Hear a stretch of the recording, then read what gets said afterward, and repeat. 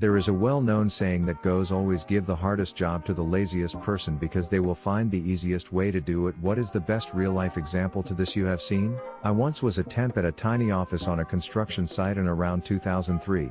I was only there for one day while the regular person was on some training. They sat me down and told me that I just needed to copy all these numbers from one program to another. So I selected them, hit Ctrl-C and Ctrl-V. They stared at me. Turns out about 60% of this woman's time had been spent manually typing numbers from one place to another. Had a manager that would manually delete every email from his work inbox. I'll never forget the look he gave me when I clicked the select all button that was clearly visible the entire time. I work in finance at a large multinational corporation. I feel like a big part of our job is to just stop doing things and wait to see who complains. If someone complains, we keep doing it. If silence, then we call it a controlled drop and put it on our performance review for creating efficiencies. Years ago I was completing a daily report that was saved on the shared drive, that 4 different people needed. I skipped it 1 week and no one said anything. Ditto on the second week. Finally, I put a message on the report that said, if you need this report, please contact the Blue Witch, and I never touched the report again. We were recently cleaning out the shared drive, and I found that report. 2013 was the last time I input anything. I worked in a CNC shop. There would be a pile of jobs that needed to be done for the month. Some took days to run while others were generally quick. The record for jobs done in one day was 8. What I did was look through all the jobs and organize them by setup, meaning, every job has a setup time. Can take an hour to get all the tooling together, setting up the cutting table, and setting the part square to the table so the machine can gauge where the part is, so when I insert the code into the machine it can run flawlessly and drill, mill, tap whatever within a literally hair measurement. For every single job, majority of parts use standard tooling, and I have automatic tool changing with 20 pockets. Long story short, I figured out how to line up the jobs so they all have the same setup. Blew the record out of the water with 30 jobs done in one day, saving the company tens of thousands in work hours, all because I didn't feel like doing all the setups that day. Boss hated Excel to the point where he didn't want us using formulas because you can't trust them to be right, so we needed to do all the calculations by hand or on a calculator. He would give me a spreadsheet once or twice a week that required, let's say, 45 seconds to do, but maybe 7 hours by hand, and he told me to go to Starbucks or something and crank it out. He thought that since I pasted as values and he couldn't see the formulas that I did it by hand, when really I just did it in 45 seconds, sent an email on delay for 7 hours, and studied for the next semester. Dude was the poster boy for failing upwards in your career. First day of internship he told me with a straight face he was a work harder not smarter kinda guy. I worked a summer at a mortgage company as an assistant to the underwriters. My only job was printing documents and then hole punching them to put in folders. They had a super fancy Xerox printer that basically did my entire job for me, but the underwriters at this company didn't know how to click through printer settings to make the machine hole punch as it was being printed. I showed them how to do it, and they resisted it super hard, like they didn't trust it. Ike. So I got to keep my job, but what was supposed to take me all day literally took me about 20 to 30 minutes first thing in the morning. So they started assigning me real tasks, and even offered to keep me on to eventually become an underwriter, too, because I was so sharp. I knew how to use the very expensive printer they already had. I was just about to start grad school, so I had to politely decline, but I'm pretty sure they didn't hire someone to replace me when I left. TL, doctor, they had a printer that already did my job for me but didn't know how to use it. I showed them. Maybe not the most impressive story here, but I thought it was a great sidestep of effort nonetheless. Coworker of mine had to get rid of a smaller junk fiberglass boat with no trailer. Our other coworkers are all telling him how much time and money he's going to need to spend to get rid of it, and he's just saying, "Oh, is that so?" He took off one day, and sat down on his lawn with a cooler of beer. That day was garbage day. Inevitably, the trash guys roll up. He hands each of them a cold beer, and says, "Hey boys, got $50 for each of you if you help me out real quick." They fed the entire 12-feet boat into the packer, crushing 2 feet at a time. Growing up we didn't have large stuff pickup, mattresses, old appliances, that sort of thing, so anytime my dad needed something gone like that, he'd sit it by the trash can, and on trash day he'd have me put a 6-pack on the pile while I waited for the school bus, as the trash ran within minutes of the bus. It never failed, whatever was piled up was gone. I just put a for sale sign on it and somebody will steal it. I used to have to make 2 contracts for every person I brought on a traveling training team. I said 2 contracts was stupid and made them into 1, sent it to our lawyers, and they approved it. Still took me too goddamn long to update each contract with different names, pay rates, and dates. Went on r/Excel and found out how to make a mailer list, and hours of work takes me 10 minutes. I didn't tell anyone this though, so I just take my time. Then I had to make floor maps for restaurants to send to the company that puts them into our scheduling program. Well, all of our restaurants are cookie cutter, so I just use Paint to piece them together rather than make all of them each time. Fucking Picasso with Microsoft Paint. Then they wanted me to use Excel to keep track of training teams. One of my coworkers used Smartsheet and loves to teach people things, so I jump on Smartsheet with her and she shows me around. Way easier and easier publishing it so that people can see the teams but not mess up any info. Using forms to not have to ask them 30 questions that auto-populate my Smartsheet. Sharing it with payroll so they never have to reach out to me. Templates on Outlook. Tons of stuff. I basically took a lot of my job, said fuck that there has to be an easier way, asked on Reddit or just Googled things, and spend maybe an hour learning something that will save me many hours in the future.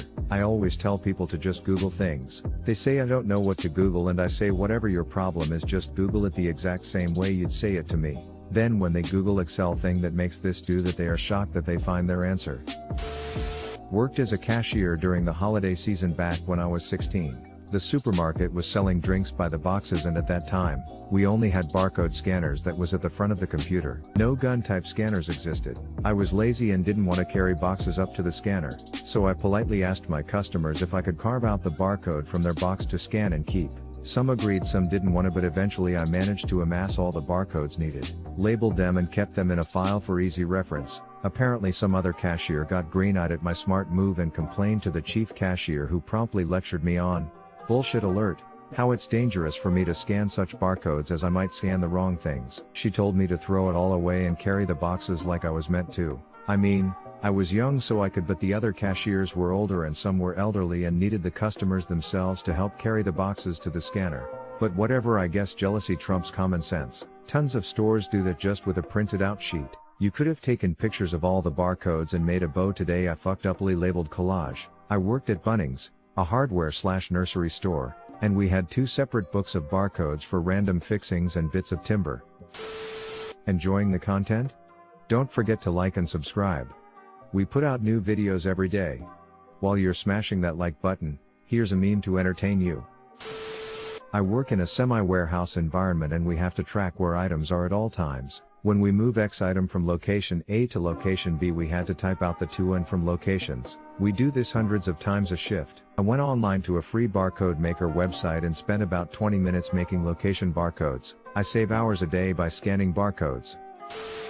I used to deliver beer. I did not like delivering beer. I may have ended up with 30 stops in a day, including deliveries that the customer would call into our office for. I used to bring extra beer and blank invoices with me on the truck, to prevent having to drive back to my warehouse to deliver 1 keg to a place that I was currently across the street from. 7 years later, the driver of that route is still doing that. You're wise beyond your beers.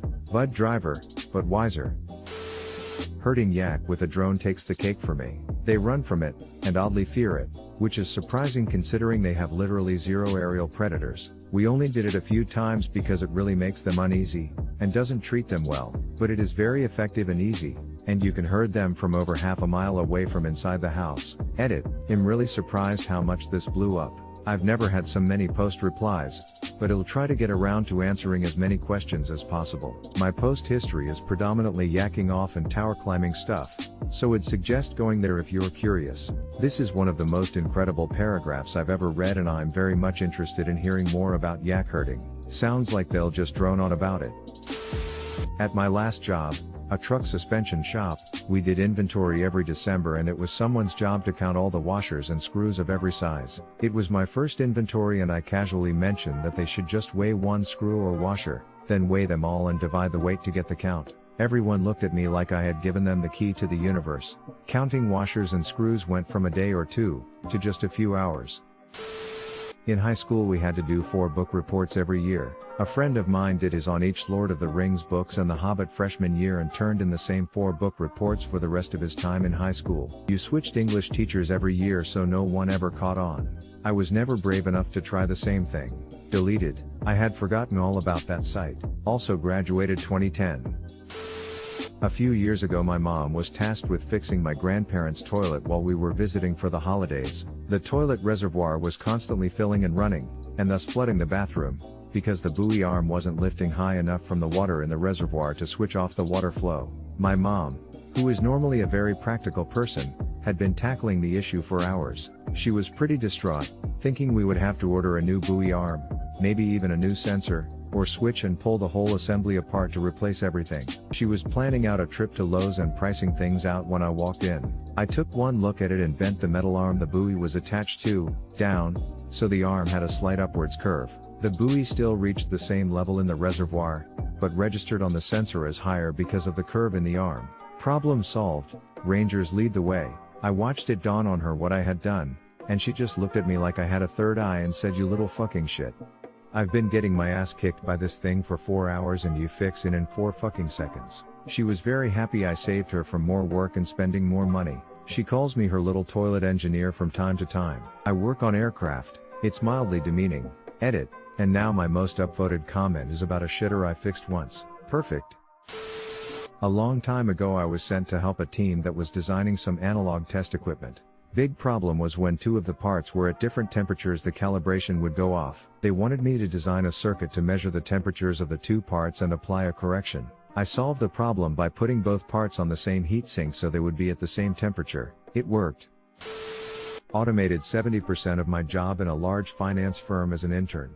Never disclosed it and got paid easy money for 6 months. I spent the time doing courses and applying for my grad school. Got my admission letter during the final 2 weeks of my internship and never looked back. Pro tip: Python and Excel can be your best friend.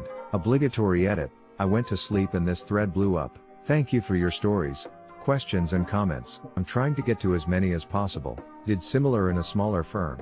Got a 50% raise when my boss found out and he asked me to automate other work. That's awesome. Congratulations.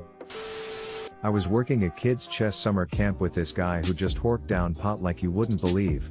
Still a far better chess player than me. One day, the kids were being particularly rambunctious and I told him he had to take them outside to get their energy out. He had them spend the next hour doing American Ninja Warrior on the jungle gym/playground. I hadn't even heard of the show, but it was a group of young boys like 6 to 12, so they all adored it. This coworker loved to get super stoned and watch it. Don't know if he was high at the camp, but he just got to sit on a bench and tell kids their time was getting slower when they did stunts and they just scurried and jumped around faster.